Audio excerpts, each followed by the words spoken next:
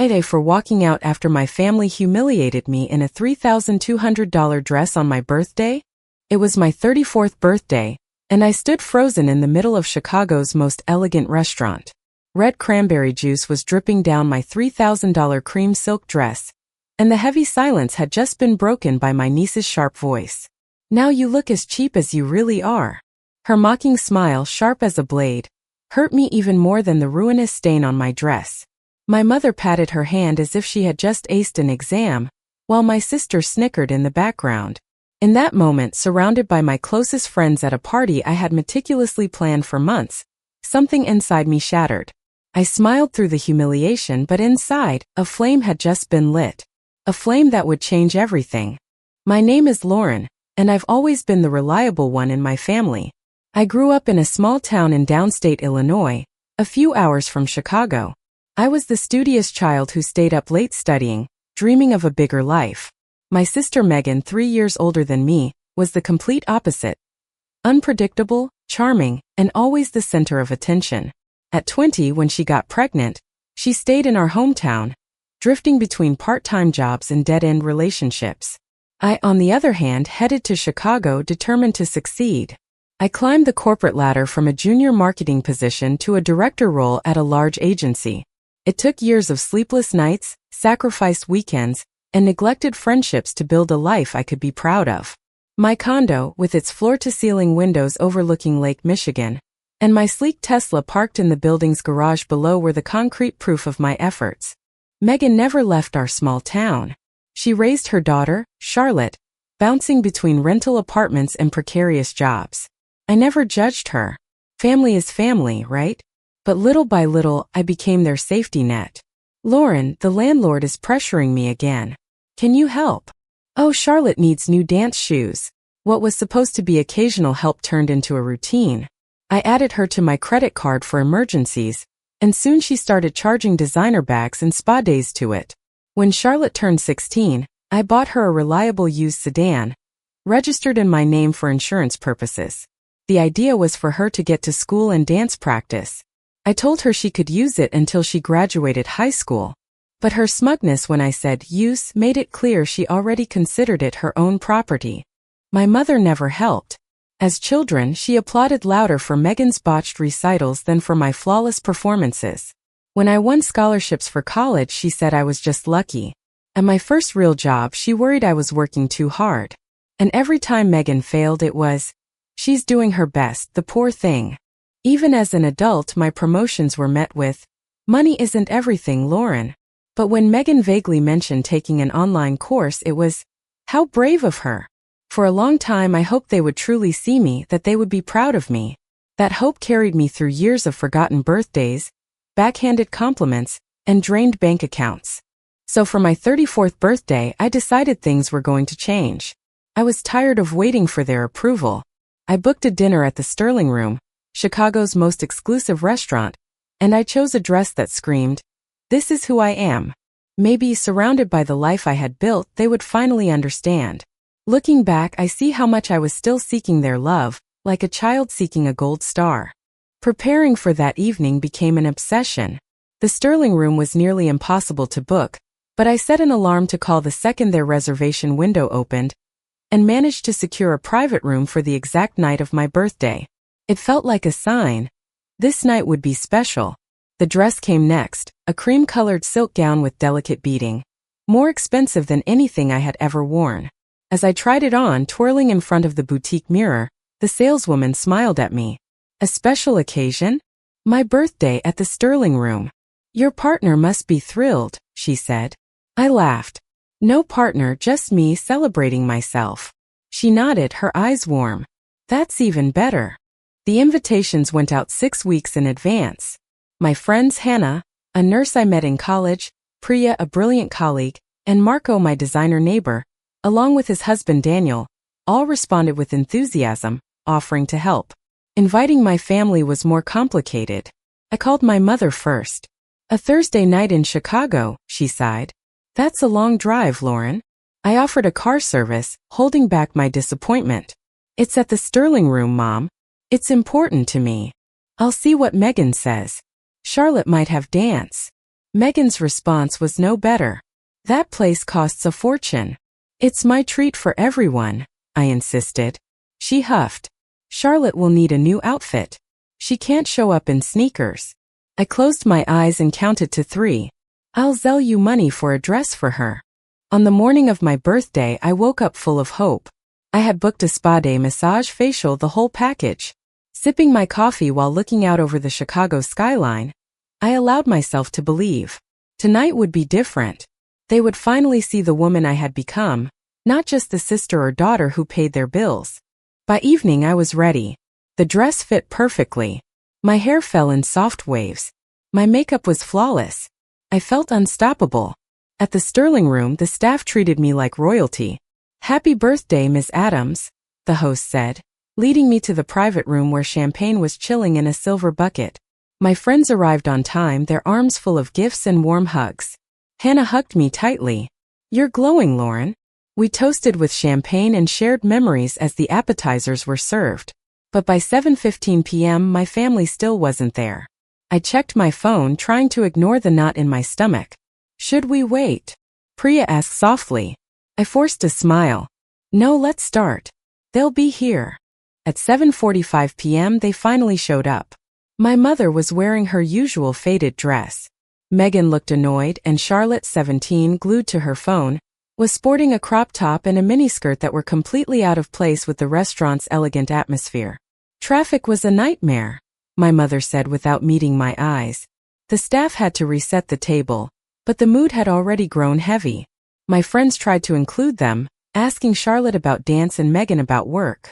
Charlotte just shrugged without looking up. "She's very talented," my mother intervened. "Her teacher says she could go pro." Megan added, "If only we could afford proper training for her." I seized the opportunity. "There are some excellent summer workshops in Chicago. I can help find one." Megan's eyes narrowed. "Not all of us live in fancy high-rises, Lauren. We get by how we can." The table fell silent. Marco shot me a sympathetic look, but I shook my head. "Not here." As the meal went on, the divide deepened. My friends shared stories of my late nights at the office, my perseverance, my kindness. My family remained stiff, slipping in snide remarks. When Charlotte said the food was too snobby, my mother laughed as if it were cute. The hope I had carried since morning began to crack. The tension mounted with each course. My friends tried to keep the mood light, raising their glasses to toast my 34th year. Hannah began, her voice gentle. "To Lauren, my rock since college. Your heart is as big as your determination." Priya and Marco followed, their words wrapping me in a warm blanket of pride. But when it was my family's turn, the atmosphere shifted. My mother raised her glass limply. "Happy birthday, Lauren. Time flies, doesn't it?" Megan was worse, her toast dripping with sarcasm. "To my little sister, who's always reaching for the stars while the rest of us are stuck in the mud." Charlotte didn't even look up, too busy texting. Then came the gifts, another slap in the face. Hannah and Priya had given me a leather-bound journal engraved with my initials. Marco and Daniel a gift certificate for a wellness weekend. Thoughtful, personal gifts that moved me. From my family, a candle from Target in a crumpled bag. The $5 price tag still on it, with a card that just said, "Happy B-Day, little sis," hastily scrawled. "Thank you," I said, my smile tight. "That's very thoughtful." Megan shrugged mockingly. "Not all of us can afford luxury gifts, you know." When dessert arrived, a magnificent chocolate sculpture with "Happy Birthday, Lauren" in gold leaf, I clung to the last crumbs of hope.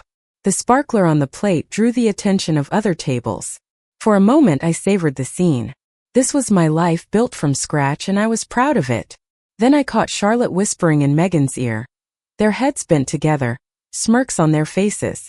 My mother leaned in too, giggling with them. My stomach turned. "Is everything okay?" I asked, my voice light. "Perfectly fine," my mother replied, waving her hand dismissively. "Charlotte was just saying how luxurious all this is." I turned to Charlotte, trying to connect. "I'm glad you came. I know weekday nights are busy with dance." She finally looked at me, her eyes cold. "Yeah, right. You seem to be enjoying flashing your cash." Megan let out a dry laugh. "Be nice, Charlotte. It's her big night." But there was no warmth in her voice. Hannah was shifting uncomfortably. Marco tried to change the subject. So Charlotte, Lauren says you're a dancer. Are you thinking about colleges yet? Charlotte rolled her eyes. Not everyone has the luxury of playing college girl. Some of us have to work. I took a deep breath, trying to stay calm. Actually, I've been putting money aside for your education. An education fund I started when you were born. It's not a huge amount, but with a scholarship it could cover a good school. A heavy silence fell. Megan frowned. A college fund? Since when? My mother had the same reaction. You never told us about that. I wanted it to be a surprise for when Charlotte was ready to think about her future. But instead of gratitude, I saw only closed-off faces. Charlotte gripped her glass, her knuckles white. Megan spoke in a low, threatening voice. So you were hoarding money while we were struggling? That's not what I meant. I began, but Charlotte cut me off. You always have to be the hero, don't you? Just to make us look like failures. My friends exchanged horrified glances. Hannah put a hand on my arm. I felt numb. The evening I had poured my heart into was collapsing. Let's just enjoy the dessert, I said, my voice trembling. We can talk about this later. But Charlotte shot me a glare. No, let's talk now. I don't want your pity money. She stood up abruptly, grabbing her cranberry mocktail. You want to know what I think of your perfect little life, your ridiculous dress, this whole circus? Before I could react, she threw her drink at me. The cold liquid hit me square in the chest, soaking the silk. Red streaks ran down like wounds. Now you look as cheap as you really are, she spat. The entire restaurant went silent. My friends were speechless. Marco half rose from his seat, but I raised a hand to stop him. My mother grabbed Charlotte's hand. Easy, honey. Megan grabbed her purse. We warned you, Lauren. This was all too much for us. And they left, as if I were the one who had ruined everything. I stood there, drenched, my eyes burning with unshed tears, under the stares of strangers and the hesitant staff, unsure of what to do. I don't know how my voice stayed steady. Thanks for coming, I said as my family exited the room, leaving me alone in a puddle of cranberry juice and broken dreams. The weight of everyone's eyes was crushing me. Yet I smiled, dabbing at my ruined dress with a napkin. Looks like the party's ending a little earlier than planned, I quipped to my friends, trying to joke. Hannah sat beside me, her arm around my shoulders. Lauren, that was horrible. I'm so sorry. Priya was already settling the bill, quietly asking the waiter to box up our desserts. Marco and Daniel flanked me on the way out, shielding me from curious onlookers. Back in my condo, surrounded by the warmth of my friends, I finally let the tears fall. The dress was ruined, the party was in tatters. But most importantly, the dream I had held on to for all those years, that my family would eventually see me and love me for who I was in shambles. My friends held me, promising they would be there for me. And in the depths of that pain, a new determination was born. I had spent years funding their lives, taking their jabs, and chasing their approval. I was done. Alone after they left, still wearing my stained dress, I opened my banking app. Years of transactions stared back at me. $86,000 in emergency transfers to Megan. Thousands more in credit card expenses. Designer clothes, restaurants, and weekends she couldn't afford. The car I bought for Charlotte cost $30,000, not including insurance and gas. And she had the audacity to post on social media that she was lending me my car. Then I went on Instagram. Charlotte's latest post was a blurry photo of me in my red-stained dress, captioned, "My loaded aunt needed a reality check." Sorry. Megan had liked it and commented with a laughing crying emoji. A chill went down my spine. I picked up my phone and made 2 calls. First to my bank. Please remove Megan Adams as an authorized user and send me a new card. Then to Grant, my lawyer friend. I need to repossess a car registered in my name. Each call felt like a weight being lifted. Then I stumbled upon Charlotte's videos. Secretly filmed clips of me opening her cheap gift, captioned, "My aunt pretending for Instagram rich plepperblums." The comments were cruel. She probably has 10 more of those. Serves the bougie snob right. Megan had liked every single one. The next morning, I woke with a clarity I hadn't felt in years. I called the bank again. Can you confirm Megan no longer has access? Then, I contacted a towing company to retrieve my car from Charlotte's high school parking lot. I sent them the title and registration. My financial advisor, Vivian, saw me on an emergency basis, and what she showed me left me speechless. $125,000 given to Megan in 5 years. Not including the car. Without that financial bleed, I could retire earlier, travel, live for myself. At noon, the towing company called back. Car has been recovered, Miss Adams. A young lady tried to stop us, but we showed her the papers. I thanked them with a generous tip, and then the calls began. Megan furious. The card isn't working. I'm stuck at the drive-thru. Charlotte in tears. Someone stole my car. I explained calmly. The car is in my name. The card has been canceled. My mother called next, full of reproaches. You don't do that to family, Lauren. I told them to come to my condo that afternoon. We need to talk face to face. I prepared everything. Bank statements, invoices, and screenshots of Charlotte's posts. When they arrived, Megan was fuming, Charlotte was crying, and my mother was playing the martyr. I stood tall. Sit down, I said, pointing to the papers. Here is every cent I have given you. $125,000 in 5 years. Luxury clothes, trips, a car. And this, I said, holding up my tablet, is how you thank me. Megan stammered. It wasn't that serious. Charlotte mumbled. It was a joke. My mother took her hand. She's still young, Lauren. She's only 17. My voice trembled but remained firm. Old enough to know what cruelty is.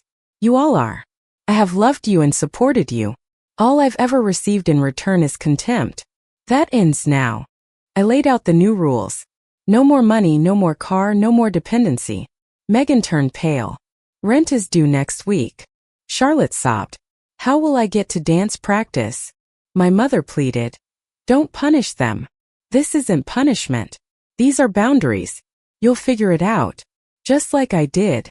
They left in silence. The weight of my words had finally hit them. In the following weeks, my phone buzzed constantly.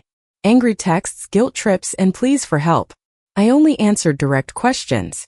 I refused to be pulled back into their chaos. The silence was heavy but liberating. I dove into my own life. Photography classes, a first date, and planning a solo trip to Portugal. Without their drama to carry, I felt lighter, as if I were finally living for myself. 2 months later, Charlotte sent me a text. I got a job at the mall. I'm saving up for a car. I'm not asking for anything. Just wanted to let you know. It wasn't much, but it was a start. I replied, proud of you. That's huge. Megan took longer. My mother told me she was furious, then depressed. And then one day, she found an administrative manager position and moved into a smaller apartment. For months later, Megan texted me. Thanks for the wake-up call. I needed it. My mother was the slowest to change. Our weekly calls were cold at first. She would quickly fall back into her old habits, glorifying Megan's struggles while minimizing my successes. But I would gently redirect her, and little by little, she started to take an interest in my life, my work, and my hobbies with genuine curiosity. That summer, we started having monthly dinners at my mother's house. No fancy restaurants, just simple meals where we relearned how to talk to each other. Charlotte was juggling her job and her college applications. She was more grounded, more focused.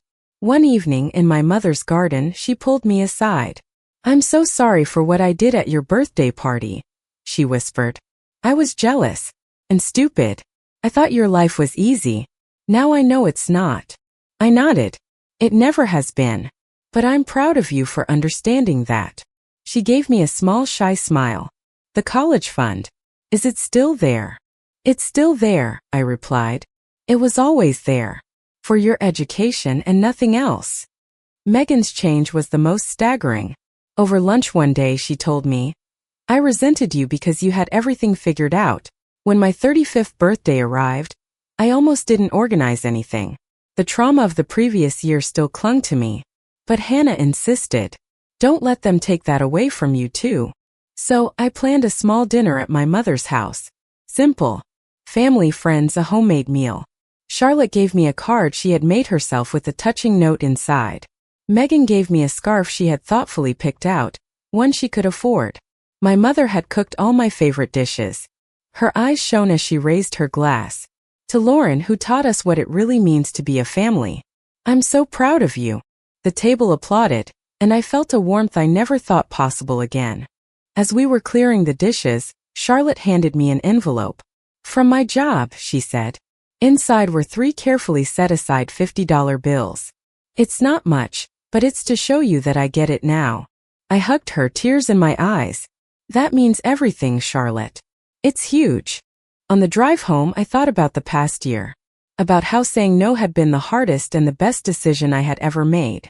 We weren't perfect, but we were rebuilding, learning to love each other differently as equals.